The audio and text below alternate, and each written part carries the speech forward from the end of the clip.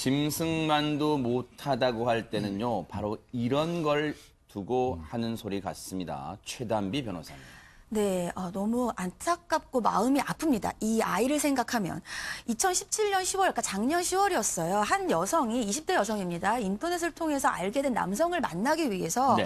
포항에서 부산으로 가는데 네. 뭐 20대 여성이 남성을 만나는 게 뭐가 문제겠습니까? 근데 이 여성은 4살 된, 그 당시 4살이죠. 4개월 된 딸을 혼자 키우는 엄마였어요. 4개월요? 홀로. 아하. 그렇기 때문에 자신이 이 남성을 만나러 가려면 이 아이를 봐줘야 될 사람이 있어야 될 거 네. 아닙니까? 근데 없었어요. 네. 그러니까 이 여성이 그 당시엔 3개월이었습니다. 3개월 된 딸을 그 포항 집에 혼자 두고 남성을 만나러 부산으로 간 거예요. 하하. 3개월 된 딸은 엄마가 없으면 먹지도 못하고 마시지도 못하지 않습니까? 네. 그렇게 아이를 방치한 채로 여러 차례 이 남성을 만나러 부산으로 가면서 아하. 뭐 하루 있다가 돌아온 것도 아니에요. 거기서 장기간 머무르는 일이 반복되니까 결국 2017년 11월에 이 4개월 된 딸은 굶어서 죽는 사건이 발생을 한 겁니다. 네. 그 방치해서 유기하고 결국 사망에 이르게 한 거죠. 네.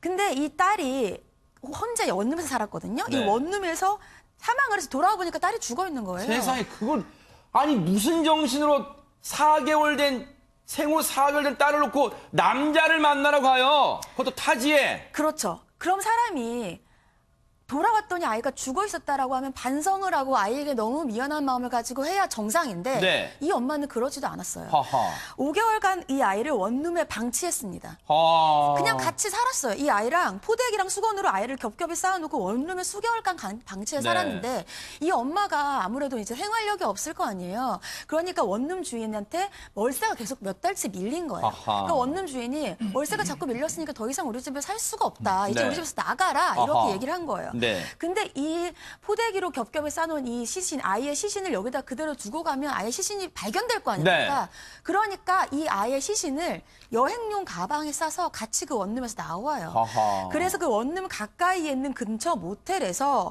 열흘 정도 투숙을 하다가 네. 더 이상은 이 모텔에서 살 수 없다고 생각이 들어서 아하. 그 모텔에 아이의 시신만 남기고 도망을 칩니다.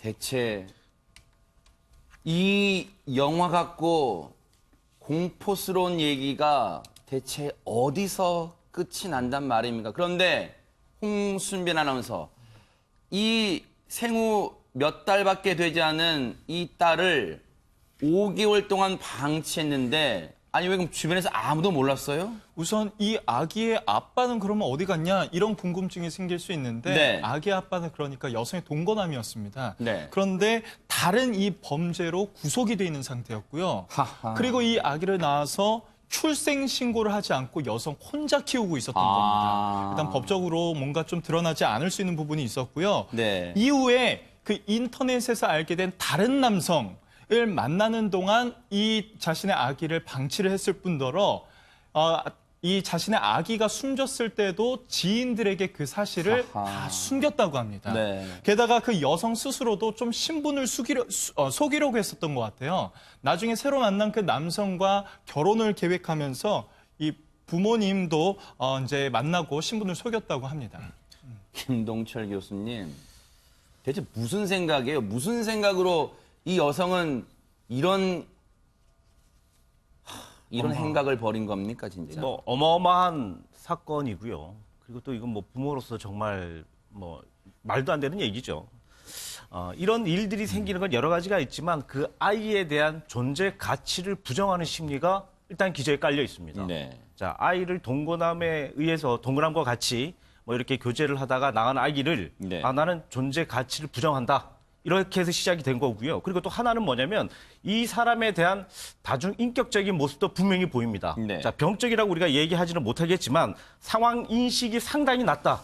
어떤 상황의 대처 능력들이 상당히 낮다라고 이렇게 보여질 수가 있고요. 이런 부분들은 뭐냐면 기질적인 문제도 있지만 어떤 사회적인 자기 인식에 대한 어떤 교육이 잘 안 됐을 수도 있습니다. 네. 보통 이렇게 이제 그 주변 환경이 잘 돼 있고 교육이 잘 돼 있으면 사실 이런 행동들을 잘 안 하거든요. 자, 그런데 어떤 부분에서건 네. 결핍은 무조건 있었다. 아하. 이렇게 얘기할 수는 있겠습니다. 이 여성이요, 의도했건 의도하지 않았건 뭔가 이 딸의 존재를 앞서 우리 김동철 교수님 말씀처럼 부인하고 싶었던 것 같아요. 왜냐하면 출생 신고만 했었어도 여러분 아시죠? 예방접종 마치세요 하고 이 관할 보건소 등에서 연락이 옵니다. 자, 몇 달치는 뭐 마쳐야 됩니다. 연락이 오는데 출생 신고조차 이루어지지 않으니까 정부의 관리 사각지대에 있었던 거예요. 그런데 이종훈 평론가님, 나름대로 이 여성의 나름대로 뭔가 평소에 불만이 있었다고 하는데 대체 그 이유가 뭡니까 그러면? 네. 지금 뭐 알려진 바는 네. 남편이 미워서입니다. 그리고 남편이 미웠다. 예, 근데 남편도 남편이라는 상당히 그 동근한 말이죠? 네. 예, 동거남도 상당히 문제가 많은 네. 예, 그런 사람인 것 같아요. 예. 아동 강제추행 혐의로 지금 감옥살이를 하고 있었던 겁니다. 조금 전에 이제 감옥에 가 있었다라고 네. 설명을 하지 않았습니까? 네. 자, 그런 상태에서도 계속 이제 요구를 합니다. 나 면회 와라. 영치금 넣어라. 네. 그 여성 입장에서는 스트레스를 받을 수밖에 없겠죠. 네. 그러니까 지금 어떻게든 경제적으로 도움을 줄 만한 네. 남자도 옆에서 있어야 네. 되는데 사라진 상태에서 네. 본인이 경제적인 문제도 해결해야 되고 네. 또 아이도 키워야 되고 네. 자, 그런데 계속 그런 요구를 하니까 미울 수밖에 없겠죠. 음. 자, 그러니까 이제 이 아이를 학대한 것으로 이렇게 이제 일단은 추정이 되는데 네. 이것도 사실은 상식적이지 않잖아요. 그렇죠. 보통 이제 이혼하면서도 남편이 미워서 이혼하는 경우에도 네. 자녀만큼은 내가 키우고 싶어 하는 게 여성들의 심정이잖아요. 예. 자, 그런데 이 여성 경우는 그런 기본적인 모성애도 좀 없었다 하는 것이 지금 드러난 상황이어서 네. 굉장히 좀 의아하기도 하고 굉장히 엽기적이기도 하고 그런 그 상황입니다. 동거남이라는 사람, 자신의 딸을 굶어 죽게 방치한 이 여성의 동거남이라는 사람은 아동 강제추행 혐의로 구속돼서 지금 교도소에 수감돼 있다는데 왜 이렇게 끼리끼리 만나는 겁니까 대체? 그런데 이인철 변호사님, 네. 동거남에 대한 미움이 혹시 자신의 딸에 대한 이런 학대로 이어진 걸까요? 어떻게 봐야 될까요? 그런 것도 있어요. 이제 이혼 사건을 하다 보면은 이제 아내가 이제 아이를 키우잖아요. 근데 아이가 하는 짓이 남편하고 똑같아요. 그러니까 이제 아이가 미워질 수 있는데 그래도 이렇게까지 하면 안 되죠. 그렇죠. 근데 저는 만약에 제가 이 여성의 변호사였으면 어떻게 주장을 했을까 이런 생각을 해봤어요. 지금 미혼모입니다. 미혼모고요. 동거남도 지금 구속이 돼 있고 이 여성의 심리 상태가 어땠을까? 우리 사회에서 이 미혼모가 낳은 아이 같은 경우에는 굉장히 차별받고 어디 마땅하게 위탁할 데가 없잖아요. 네. 물론 뭐 그것 때문에 뭐 살인한 건 당연히 단죄해야 되겠지만 그래서 이제 우리나라도 이제 그 선진국처럼 이 혼인 관계가 아닌데 이제 아이가 태어나는 경우 많이 있잖아요. 네네. 그 경우를 좀 이제 보호를 하고 차별을 하지 않아야지 이런 범죄를 예방하지 않을까 이런 생각이 듭니다. 이렇게 정말 천인공노할 범죄란 말로도 부족한 이 범죄에 대해서 이 여성에 대해서 법원이 어떤 판단을 내렸습니까? 홍순빈 아나운서. 네, 법원은요, 딸을 의도적으로 방치해서 숨지게 하고 시신을 모텔에 유기한 혐의로 이 여성에게 징역 12년을 선고했습니다.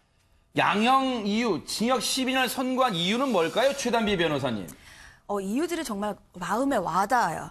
먼저 법원은 자식은 독립된 인격체로서 부모의 소유물이나 처분 대상이 아니다. 그러네요. 이것이 보통은 부모들이 극단적인 선택을 하면서 아이들을 함께 그런 선택을 끌고 들어가는 경우에 우리가 많이 하는 얘기예요. 네. 두 번째로 부모가 자녀를 보살펴 주어야 할 책임을 망각하고 오히려 자녀를 살해했다. 특히 이 아이는 3개월에서 4개월 된 아이입니다. 부모가 도와주지 않으면 아무것도 할 수 없는 그렇죠. 아이예요. 이런 아이에게 책임을 가지지 않는 것 자체가 굉장히 죄질이 안 좋고 피해자는 굶주림과 갈증에 고통스러워하다가 인생을 제대로 꽃피워보지도 못했다. 사실 꽃피운 것도 아니죠. 시작도 못했어요. 3개월이면 전 이 부분이 너무 마음이 아프고요. 시체가 발견됐을 때 수분이 빠져서 건조하고 참혹한 모습이었대요. 얼마나 이 아이가 사망한 이후에도 부모로서의 책임을 그러니까요. 가지지 못하고 반성하지 못했는지를 결정적으로 보여주는 네. 재판부의 판단 내용이라고 볼 수 있습니다.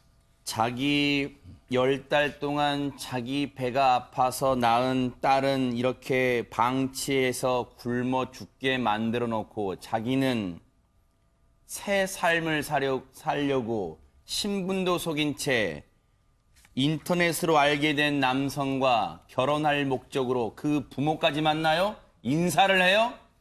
이렇게 딸을 처참하게 방치해 죽이고도 자기는 새 삶을 꿈꿀 그럴 용기가 납니까?